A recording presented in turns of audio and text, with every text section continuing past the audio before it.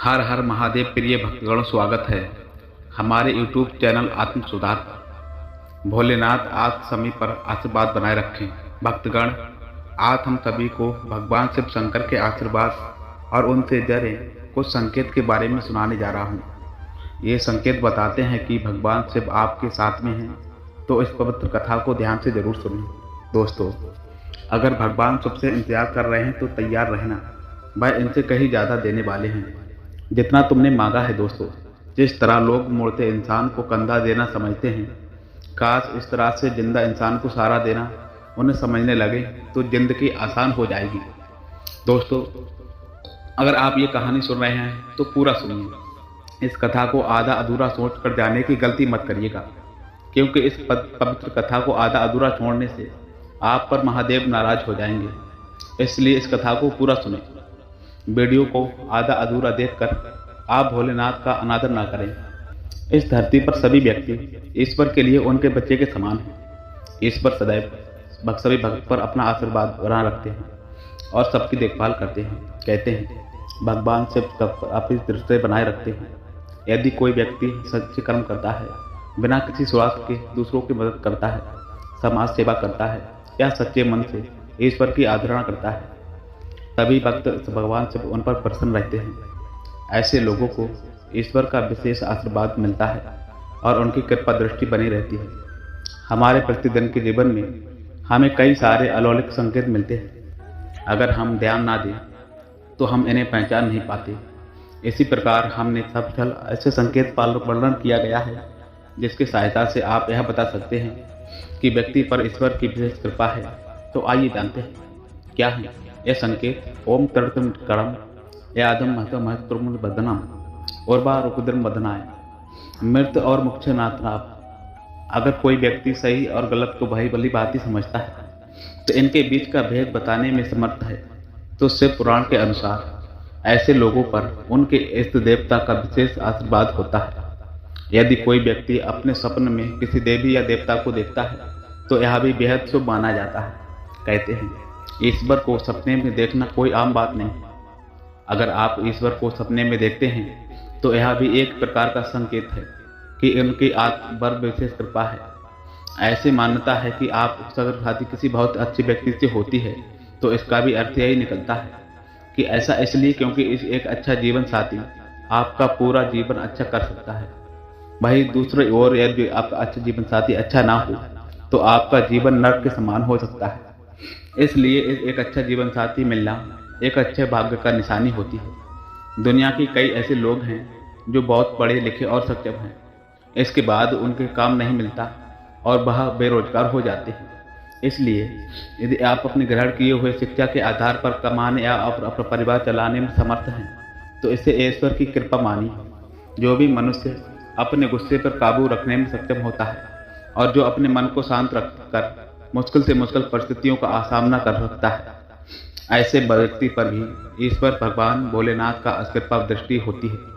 इतना ध्यान और क्षमता होना बिना ईश्वर के आशीर्वाद से संभव नहीं है। यदि कोई व्यक्ति बीमार रहता है तो इसके कारण उसे शारीरिक, मानसिक और आर्थिक हानि होती है। इसलिए अच्छा स्वास्थ्य होना भाग्य की बात है।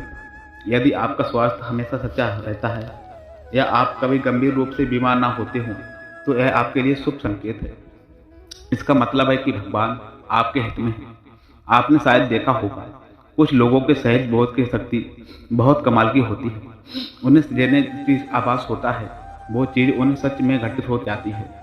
यदि आपको भी ऐसे कुछ घटनाओं के होने से पहले ही उनका आभास होने लगता है तो समझ जाइए कि आप पर ईश्वर का हाथ है और वह आपके संकेत को देने का प्रयास कर रहे हैं। प्रिय भक्तगण, आइए देखते हैं भगवान शिव से जुड़े कुछ महत्वपूर्ण संकेत। पहला संकेत है डमरू की धुन सुनाई देना और त्रिशूल का चिन्ह दिखाई देना।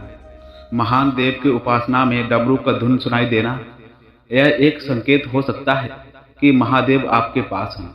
आपको त्रिशूल या शिवलिंग के चिन्हों का सपने आना, आपके आसपास में कई त्रिशूल के चिन्ह दिखाई देना दूसरा संकेत है। गंगा जल का अनुभव होना। अगर आपको गंगा जल का स्वाद या स्पर्श महसूस होता है तो आपको किसी तरह से गंगा जल मिल जाता है तो यह भी एक महादेव के समृद्धि का संकेत हो सकता है और आपको शिव जी की कृपा मिल सकती है। तीसरा संकेत है भोलेनाथ के भजन सुनाई देना या फिर मंदिर या शिवलिंग की ओर दृष्टि होना। अचानक से आपके दिमाग में भोलेनाथ का भजन या मंत्रों का उच्चारण हो जाना, या फिर आपके नज़दीक एक मंदिर या शिवलिंग हो और आपको उस तरफ आकर्षित होना महादेव की कृपा मिलने का निशानी है। चौथा संकेत है विभिन्न प्रकार के अद्भुत घटनाएं दिखाई देना। प्रिय भक्तगणों, आपके जीवन में अद्भुत घटनाएं घटित हो सकती हैं, जैसे कि प्राकृतिक से जुड़ी कार्य और अजीब से रोचक अनुभव होगा। आपको आंतरिक शांति और मानसिक संतुलन का अनुभव हो सकता है। आपको प्रकृति से जुड़ी सुखद और शांत भावना में सोच होती है। पांचवा संकेत है प्रकृति के साथ साथ संवाद और आपका व्यक्तित्व प्रकृति के साथ एक प्रकार से संवाद कर आता है। आप प्राकृतिक सौंदर्य और शक्ति में खो जाते हैं। छठा संकेत है आध्यात्मिक जागरूक होना। महादेव के साथ होने पर आपका आध्यात्मिक जागरूक बड़ी हो सकता है। साथ ही आप अपने जीवन के उद्देश्य और महत्वपूर्ण तत्व को विचार करते हैं। महादेव से देवी साथ होने पर क्या संकेत देते हैं, आइए एक कहानी से जानते हैं। एक बार की बात है, एक छोटे से गांव में रामू नामक युवक रहता था। वह गरीब था परंतु भगवान भोलेनाथ का भक्त था। रामू के जीवन में बहुत सारे परिश्रम और मुश्किलों के बावजूद भी वह कभी भी उम्मीद से खोने वाला नहीं था। गांव के लोग उसकी ईमानदारी और मेहनत को देखकर उसे प्यार करते थे। रामू के दिल में एक सपना था कि वह एक किसानों की मदद करके उनकी समस्याओं का समाधान करेगा। उसका मानना था कि वह महेंद्र के साथ अपने दिल की बात साझा कर सकता है। एक दिन गांव में गरा मेला आया। रामू ने यह देखकर सोचा कि यह बड़ा मौका है। अपने सपनों को पूरा करने का यह वह आगे गया और अपने किसान दोस्तों के साथ मिलकर मेले में गया। मेले में बहुत सारी गतिविधियां थी। वहां पर सभी लोग मजे कर रहे थे, परंतु रामू की नजरें सिर्फ और एक विशेष स्थान पर थी जहां पर महादेव का मंदिर था। रामू ने वहां जाकर ध्यान पूर्वक पूजा की और मन में महादेव से अपनी बातें साझा की और मेले के अंत में वह अपने दोस्तों के साथ घर की ओर लौट रहा था।